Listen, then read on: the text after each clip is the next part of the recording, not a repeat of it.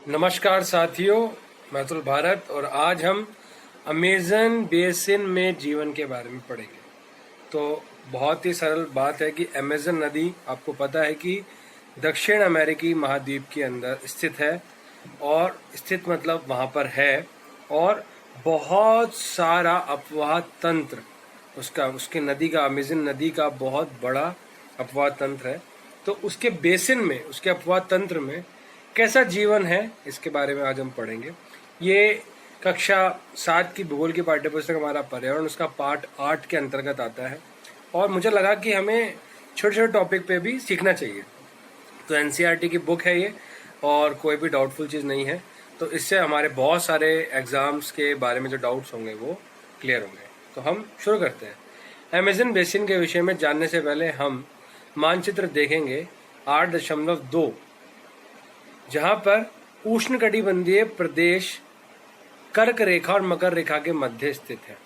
भूमध्य रेखा के 10% उत्तर से 10% 10 डिग्री दक्षिण के मध्य, 10 डिग्री उत्तर से 10 डिग्री दक्षिण के मध्य के भाग को भूमध्य रेखीय प्रदेश कहते हैं। अमेज़न नदी इसी प्रदेश से होकर बहती है।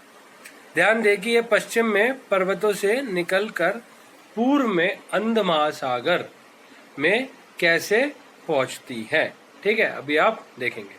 जिस स्थान पर कोई नदी किसी अन्य जल राशि से मिलती है उसे नदी का मुहाना कहते हैं।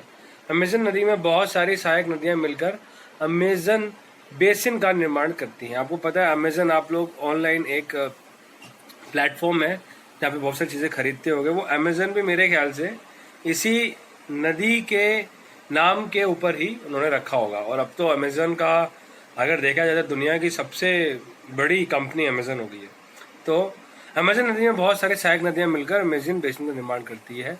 ये नदी बेसिन ब्राजील के भागों, पेरू के कुछ भागों, बोलीविया, इक्वाडोर, कोलंबिया तथा वेनेजुएला के छोटे भाग से अपवाहित होती है। ठीक है, और अभी आपको दिखाते हैं कि कौन कौन से देश इसमें आते हैं। क्या आप इस बेसिन में स्थित उन देशों का नाम बता सकते हैं जिनसे भूमध्य रेखा गुजरती है। ठीक है, जहाँ पे भूमध्य रेखा गुजरती है। ठीक है, देखिए भूमध्य रेखा जो गुजरती है ये आप देख सकते हैं कि ये है भूमध्य रेखा। कहाँ पे? ये रही 0 डिग्री पे भूमध्य रेखा। ठीक है, और भूमध्य रेखा आप देखेंगे कि कैसे जाती है। देखिए भूमध्य रेखा ऐसे जा रही है। ठीक है, ऐसे जा रही है भूमध्य रेखा। ये है 0 डिग्री। तो इसमें इक्वाडोर, कोलंबिया और ब्राजील, ये 3 देश हैं जहां से हमारी भूमध्य रेखा जा रही है। अभी आपको क्या बताया था कि 10 डिग्री, ये जो क्षेत्र आप देख रहे हैं ना, ये भूमध्य रेखीय प्रदेश है। ये जितना है, क्योंकि ये 10 डिग्री उत्तरी अक्षांश और 10 डिग्री दक्षिणी अक्षांश भूमध्य रेखा से। ठीक है, 10 ये है और 10 ये है आपके सामने। ठीक है, इस क्षेत्र को भूमध्य रेखीय क्षेत्र कहते हैं। और यहाँ पे देखिए वर्षावनि पाए जाते हैं। भी आप देखेंगे, यहाँ पे पढ़ेंगे कि किस प्रकार से सारी चीजें होती हैं। जलवायु, जैसा कि आप जानते हैं कि अमेज़न बेसिन भूमध्य रेखा के आसपास फैला है और पूरे वर्ष यहाँ गर्म एवं नम जलवायु रहती है। यहाँ का मौसम दिन एवं रात दोनों ही समय लगभग समान रूप से गर्म एवं आर्द्र रहता है। मतलब यहाँ पे वातावरण में पानी की मात्रा काफी रहती है तथा शरीर में चिपचिपाहट महसूस होती है। इस प्रदेश में लगभग प्रतिदिन वर्षा होती है, मतलब डेली बारिश होती है और वह भी बिना किसी पूर्व चेतावनी के। मतलब कोई वार्निंग नहीं मिलती है, वहां होनी है तो बारिश होनी ही है। दिन का तापमान उच्च एवं आर्द्रता अति उच्च होती है। देखिए एक चीज और भी है, मैं आपको बता देता हूँ कि जहां पर तापमान बहुत ज्यादा होगा ना, उसकी आर्द्रता ग्रहण करने की शक्ति भी उतनी ही ज्यादा होगी। तो वहां पे हाई टेम्परेचर रहता है बिकॉज ऑफ वो भूमध्य रेखा के पास में है। ठीक है, जो हमारा इक्वेटर है, ठीक है, या जो हमारी इक्वेटर लाइन है, आप ये बोल सकते हैं, भूमध्य रेखा बोल सकते हैं, विषुवत रेखा बोल सकते हैं, उसके पास का जो क्षेत्र होता है, क्योंकि वहां पे सूर्य की किरणें बराबर पड़ती है, निरंतर पड़ती है और सीधी पड़ती है, इसलिए उस क्षेत्र का तापमान अधिक होता है। इसलिए उसे उष्ण कटिबंधीय क्षेत्र भी हम लोग कहते हैं, है ना। अभी देखते हैं, रात के समय तापमान कम हो जाता है लेकिन आर्द्रता वैसे ही बनी रहती है और दिन का तापमान बहुत हाई होता है। ठीक है, ये भी नहीं कि शाम को बहुत कम टेम्परेचर हो जाता है, टेम्परेचर में ज्यादा फर्क नहीं होता है, ठीक है, क्योंकि भूमध्य रेखा के पास में आपको पता है। वर्षावन, अब वर्षावन की खास बात है क्योंकि भैया वर्षावन तो होंगे, जब इतनी वर्षा होगी तो वर्षावन वर्षा से ही संबंधित है इन प्रदेशों में। और वर्षावन आपको हमेशा याद रखना है कि उष्णकटिबंधीय क्षेत्रों में ही पाए जाते हैं। भारत में भी कुछ वर्षावन ऐसे हैं जो आपको पता है कि भूमध्य रेखा के ऊपर कर्क रेखा है और नीचे मकर रेखा है। इन इन इन तीनों जगहों पे, जैसे कि आपको पता है कि ये पृथ्वी है और पृथ्वी के ये जो क्षेत्र है ये भूमध्य रेखा है, और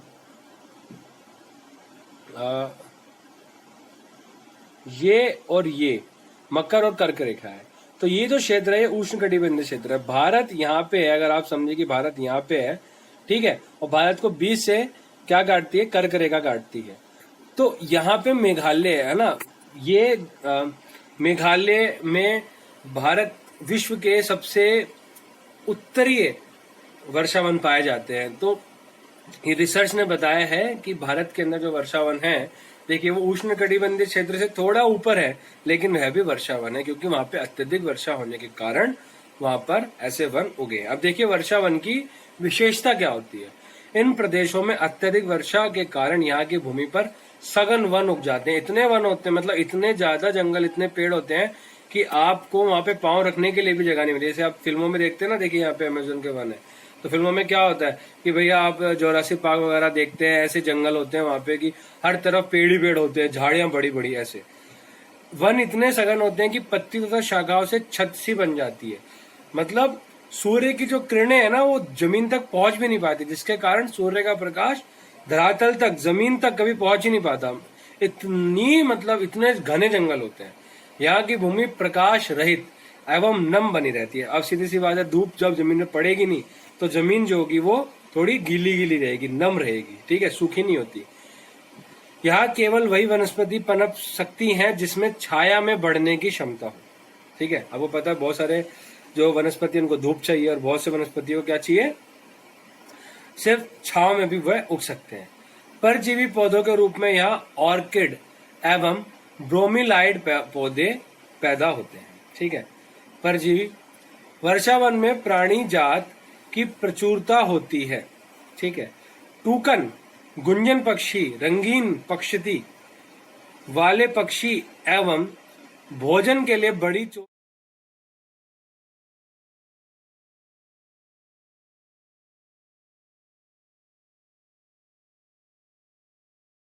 विभिन्न प्रकार के पक्षी जो भारत में पाए जाने वाले सामान्य पक्षियों से भिन्न होते हैं, यहाँ पाए जाते हैं।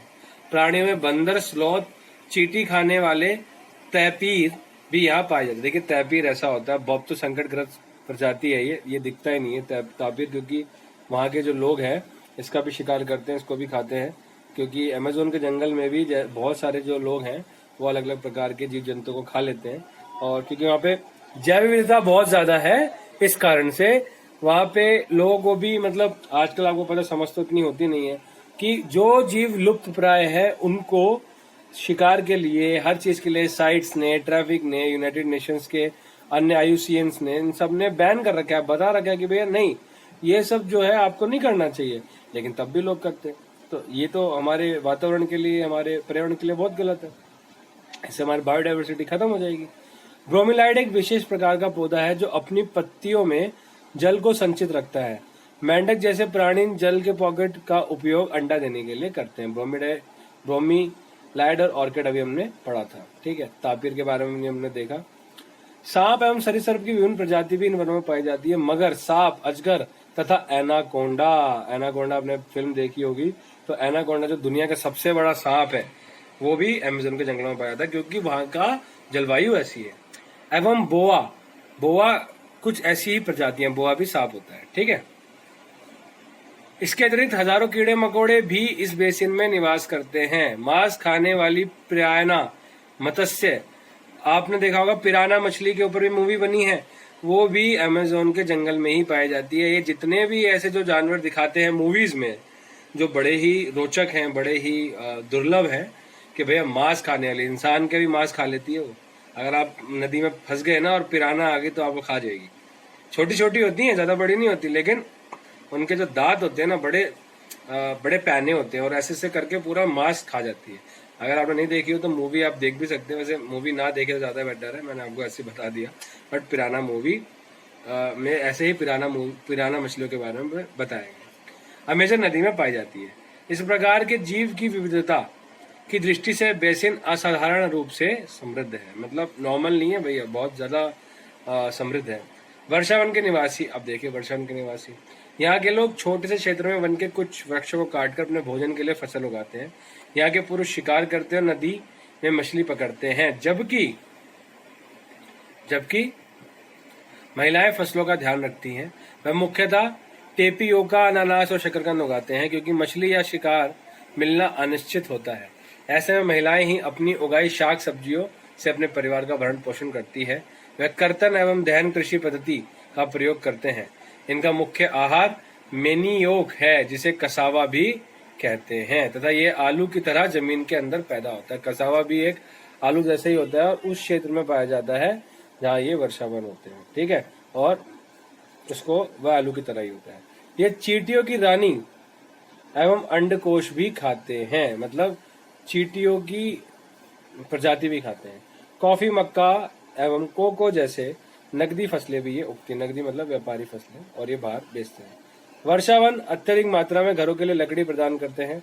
कुछ परिवार मधुमक्खी के छत्ते के आकार वाले छप्पर के घरों में रहते हैं, ठीक है। कुछ परिवार मधुमक्खी के छत्ते के आकार जैसे आकार वाले छप्पर के घरों में रहते हैं, जबकि कुछ लोग मल्लोका कहे जाने वाले बड़े अपार्टमेंट जैसे घरों में रहते हैं, जिनकी छत तीव्र ढलान वाली होती है। अमेजन बेसिन के लोगों का जीवन धीरे धीरे बदल रहा है। पुराने समय में वन के अंदर पहुंचने के लिए नदी मार्ग एकमात्र उपाय था। 1970 में ट्रांस अमेजन महामार्ग बनने से वर्षावन के सभी भागों तक पहुंचना संभव हो गया। अनेक स्थानों पर पहुंचने के लिए हवाई जहाज और हेलीकॉप्टर का उपयोग किया जाता है। इस प्रक्रिया के फलस्वरूप वहां के मूल आबादी को उस क्षेत्र से बाहर निकालकर नए क्षेत्र में बसाना पड़ा, जहां वह अपने पुराने तरीके से खेती करते थे।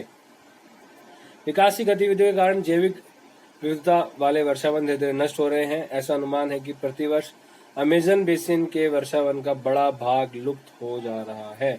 आप इस चित्र के माध्यम से देख सकते हैं, मैं आपको बताऊंगा, ठीक है, इस प्रकार से, ठीक है। पहले ऐसा था वनों का क्रमक, फिर धीमे धीमे करके वन जो है वो बीच वाले स्थिति में हो गए हैं, और अब इस प्रकार से तो वन जो है वो बिल्कुल समाप्ति होते जा रहे हैं, और लोग पेड़ काट काट के वहाँ पे राजमार्ग और ये सब जो हाईवे, मतलब जंगल के अंदर घुसने के रास्ते बना रहे हैं, और उससे वहाँ के स्थानीय निवासियों को भी परेशानी हो रही है, क्योंकि भैया उनको प्रवास करना पड़ रहा है, दूसरे क्षेत्रों में जाना पड़ रहा है, वो माइग्रेट हो रही है, ठीक है, माइग्रेशन जिसे आप कहते हैं।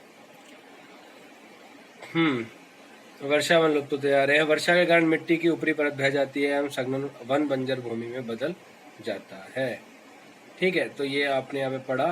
थोड़ा सा कर्तन दहन पद्धति के बारे में पढ़ लेते हैं। क्या होती है ये भाई? किसान पहले वृक्षों झाड़ियों को काटकर भूमि साफ करते हैं, फिर उनको जलाया जाता है, ठीक है। आपने भारत में भी ऐसी खेती होती है, मैं आपको बताता हूँ क्या नाम होता है उसका जिसके पोषक तत्व मिट्टी में मिल जाते हैं। इस साफ भूमि पर कुछ वर्षों तक फसल पैदा की जाती है। जमीन के टुकड़े को बार बार प्रयोग से मिट्टी में पोषक तत्वों का अभाव हो जाता है, इसलिए इस टुकड़े को कुछ टाइम के बाद छोड़ दिया जाता है। इसे झूम खेती कहते हैं भारत में, ठीक है। इसके बाद फसल उगाने के लिए किसी दूसरे स्थान को साफ किया जाता है। इस बीच पुराने खेतों में छोटे छोटे वृक्ष उग जाते हैं।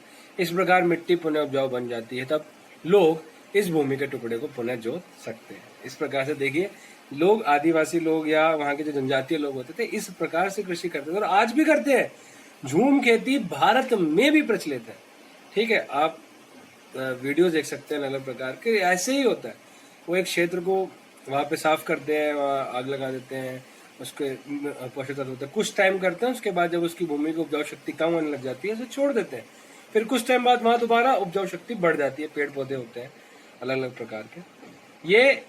यही जो प्रक्रिया है अमेज़न के में भी होती है, और कर्तन और दहन पद्धति इसको कहते हैं। चलिए, यहीं तक हमारा चैप्टर था और बड़ा अच्छा लगा। छोटे से टॉपिक के साथ में बड़ा मजेदार डिस्कशन भी हो गया। कोई क्वेश्चन हो तो जरूर कमेंट बॉक्स में आप लिखिएगा, और चैनल को सब्सक्राइब नहीं किया तो कर दीजिएगा। नेक्स्ट वीडियो में जल्दी मिलेंगे, तब तक के लिए घर पे रहिए, स्वस्थ रहिए, मस्त रहिए, पर्यावरण को बचा के रखिए। बिजली तभी इस्तेमाल करें जब जरूरत हो, पानी को बचाइए, बिजली को बचाइए, तभी हमारा पर्यावरण बचेगा। जरूरी नहीं है कि सिर्फ वृक्ष लगाने से ही पर्यावरण बचता है। अगर हम अपनी जरूरतों को सीमित करेंगे तो भी हमारी पर्यावरण पे जो बोझ होगा हमारी जरूरतों का वो कम हो जाएगा। तो दोनों तरीके से हमें वृक्ष भी बढ़ाने हैं और अपनी जरूरतों को कम भी करना है। अगर आप वृक्ष नहीं लगा सकते, आप एक आसपास घर में ऐसी जगह नहीं है, तो कोई बात नहीं, आप अपनी जरूरतों को कम कर दीजिए। ठीक है, इस प्रकार से हमें बैलेंस बना के रखना है और इस पृथ्वी को संतुलन की स्थिति में रखना है। ठीक है, मिलेंगे नेक्स्ट वीडियो में, तब तक के लिए जय हिंद, जय भारत।